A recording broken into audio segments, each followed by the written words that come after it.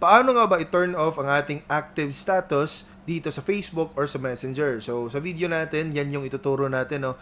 So, magkita natin dito, mga idol, magkita natin dito na naka-online. So, pag nakikita natin yan na naka-online, tayo rin po ay nakikita nila na naka-online. So, halimbawa, meron tayong partner na nagagalit kapag umaalis tayo, pero syempre, gustong-gusto natin, wala naman tayong ginagawang masama, nagpapa-as if tayo natulog or hindi gumagamit ng social media accounts para hindi nila makita na naka-online tayo.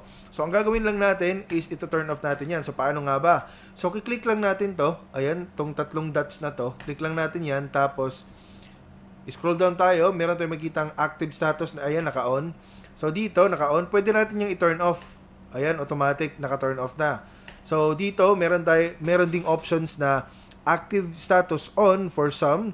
So, halimbawa, gusto mong ipakita na naka-turn on or I mean naka-online ka lang sa mga specific na tao, so pwedeng edit yan. So halimbawa siya, so siya, ito lang yung makakita sa atin na naka-turn on tayo or I mean naka-on or naka-online. Tapos itong pangalawa naman, and pwede natin itong i-select. So ayun, naka-turn off na yung iba. Okay, ito naka-turn off na. So yung tinurn on natin, siya lang yung makakita na active tayo. Ang hirap pag Tagalog.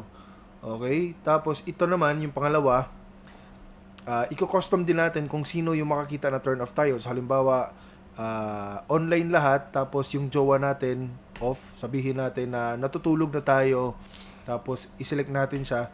So, gumagamit tayo ng social media, online tayo sa mga Facebook friends natin, pero sa jowa natin, naka-turn off. Okay? So, kung may katanungan ka, please make it sure na mag-comment down below para masagot natin yan.